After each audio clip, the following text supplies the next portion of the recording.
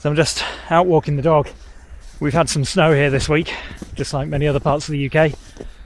Kind of melting now, starting to thaw, but it's really quite foggy here today. It makes for a nice walk.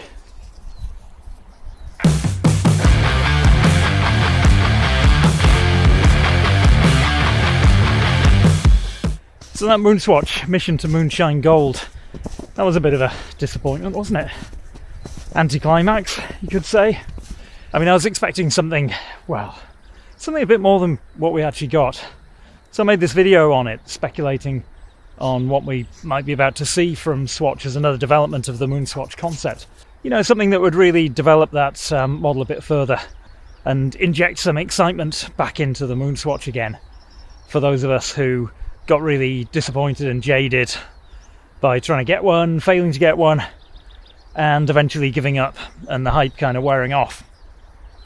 So yeah, I guess I was hoping for big things. I think a lot of us were hoping for big things. So what have they actually announced? So basically they've announced the mission to Moonshine Gold, which is effectively the mission to MoonSwatch, except they've given it a gold-plated chronograph seconds hand, which is plated in Moonshine Gold, leftover Moonshine Gold from their Speedmaster Moonshine Gold by all accounts. But gold that was smelted down and forged into those hands during a 1 week period in February during a full moon. I mean, wow, that is one hell of a story, isn't it? I mean, it's just pure marketing. I was going to say marketing genius. It's not marketing genius, it's kind of marketing bullshit, if ever I've heard it. And this is coming from a former marketing guy. So, yeah, that's basically it. Comes in a new box. You know, limited edition box. Although the watch they're saying is not a limited edition.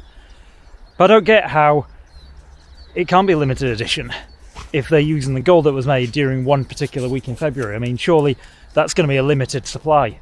And when that runs out, then what do they do then? Do they wait for the next full moon and make some more? But yeah, absolutely epic anticlimax, if you ask me. And I think really they ought to have named it the Mission to Disappointment, quite frankly. But I wanted to talk to you today about something else. So I've been hearing some rumours, and they're coming from someone who I kind of trust. He's very well connected in the watch world. And this time it's about TUDOR. So the TUDOR Black Bay Pro was launched at Watches and Wonders in 2022, just about a year ago. And that's an absolutely awesome watch. I love mine. Came very close to selling it recently, trying to raise some funds to cover the cost of my latest acquisition. But it stayed in the collection, and in fact, I'm wearing it today. And yeah, I love it. Absolutely epic watch. But when I first saw the Black Bay Pro, my reaction was that would look great with a white dial, polar dial. You know, I still think the Rolex Explorer 2 with the polar dial looks really, really good. And I love that watch. Unfortunately, the current version of it is too big for my wrist at 42mm. But I thought, yeah, that Black Bay Pro at 39 with a white dial, that would look epic.